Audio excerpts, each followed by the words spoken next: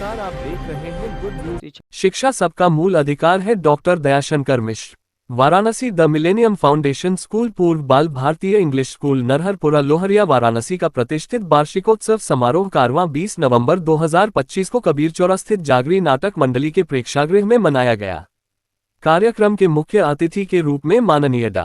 दयाशंकर मिश्र राज्य मंत्री स्वतंत्र प्रभार आयुष विभाग ने समारोह की गरिमा की वृद्धि की। कार्यक्रम के विशेष अतिथि के रूप में श्री विनीत जायसवाल प्राचार्य न्यू सेंट मेरीसा ने कार्यक्रम की शोभा बढ़ाई।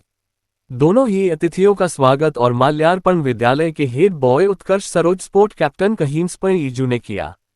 कार्यक्रम का शुभारंभ मुख्य अतिथियों एवं विद्यालय के निदेशक एवं प्राचार्य श्री मेहदी बख्त के द्वारा दीप प्रज्वलन से हुआ। भरतनाट्य की धुन पर नमामि नमामि बोलो पर कक्षा 9 की छात्रों की प्रस्तुति ने समारोह का श्री गणेश किया।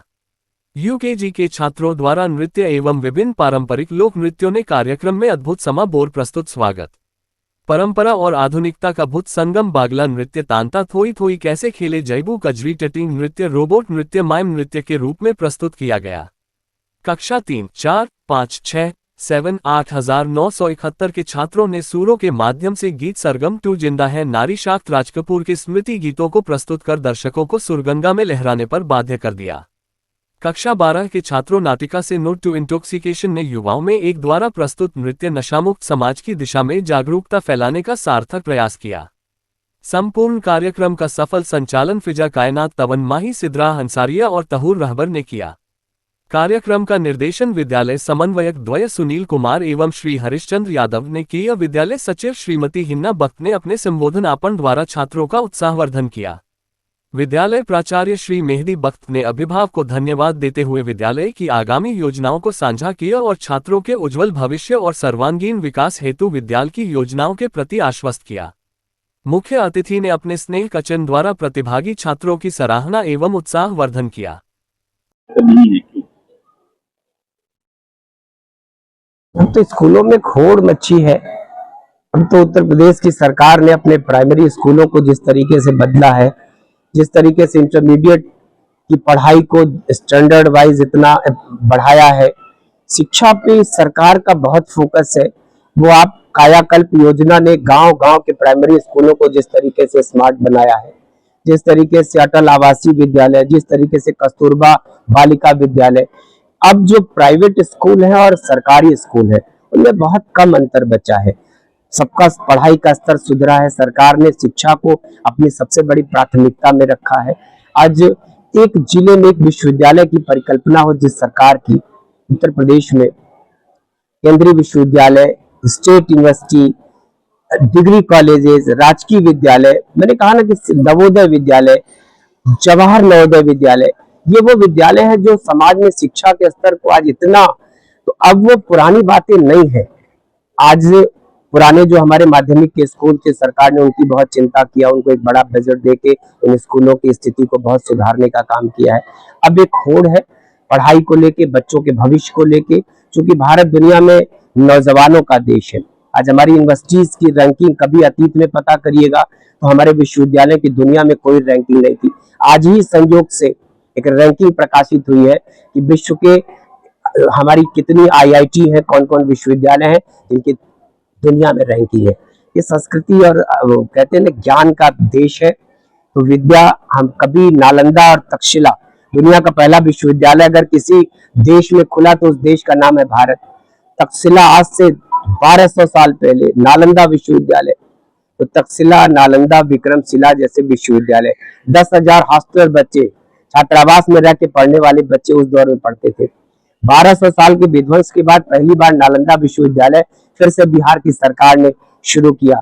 ये भारत में शिक्षा पे जो जोर है सरकार का, क्योंकि यही नौजवान भारत का दुनिया में, आप पता कर लीजिए कि दुनिया की जो जितनी मल्टीनेशनल कंपनियां हैं उसमें सर्वाधिक सीईओ, चाहे वो गूगल के हो, चाहे माइक्रोसॉफ्ट के हो, चाहे अल्फाबेट के हो, चाहे सुंदर पिचाई हो, चाहे वो शांतनु संत शर्मा हो, सत्य नाडेला हो, संजय शर्मा हो, निकेश अरोड़ा हो, मैं ये नाम आपको बता रहा हूं कि दुनिया की सबसे बड़ी कंपनियों के सीईओ है जो भारत के बेटे हैं।